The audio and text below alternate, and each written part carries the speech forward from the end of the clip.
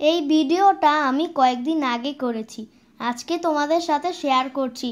তো যাই হোক, আসসালামু আলাইকুম everyone, welcome back to my Facebook page জান্নাত আর্ট অ্যান্ড ব্লগ। তোমরা সবাই কেমন আছো? এখানে আমি প্রায় 2 কেজি গরুর মাংস নিয়েছি। তো প্রথমে আমি একটি কড়াইতে তেল গরম করে পেঁয়াজ কুচি দিয়ে দিলাম। পেঁয়াজ কিছুটা ভাজা হলে তেজপাতা, পরিমাণ মতো আদা, রসুন, হলুদ ও মরিচের গুঁড়া, ধনে গুঁড়া, জিরা গুঁড়া, লবণ সব কিছু দিয়ে ভালোভাবে দিয়ে দিব। কিছুক্ষণ কষিয়ে নিব। মশলা কষানোর সময় একটু পানি দিয়ে দিব। তো মশলাগুলো ভালোভাবে কষিয়ে নিলাম।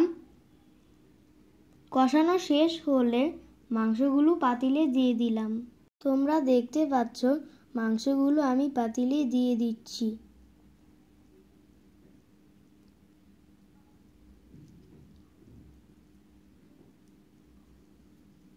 তো আমার মাংসগুলো দেওয়া শেষ হলে একটু নেড়েচেড়ে নিব।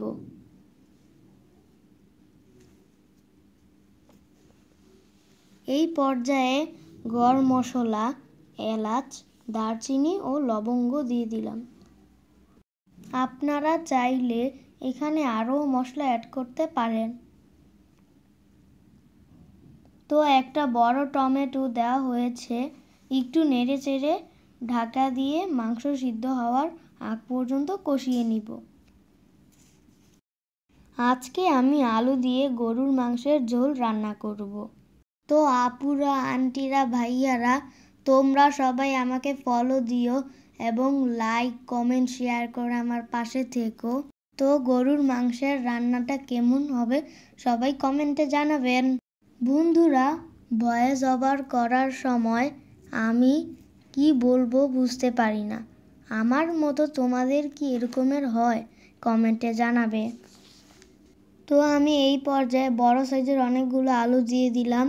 মাংসগুলো নেড়ে চেড়ে ঢাকা দিয়ে দিব।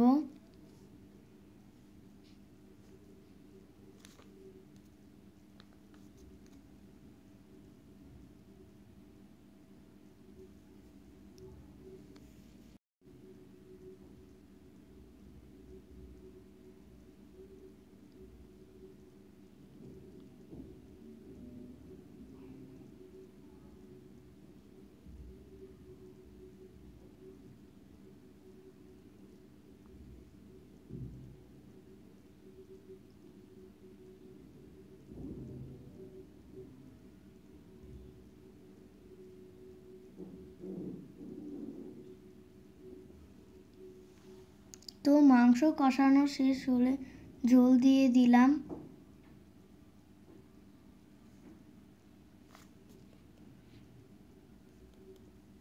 মাংস ও আলু সিদ্ধ হলে শেষের দিকে জিরা ও গরম মশলার গুঁড়ি দিয়ে নামিয়ে ফেলবো।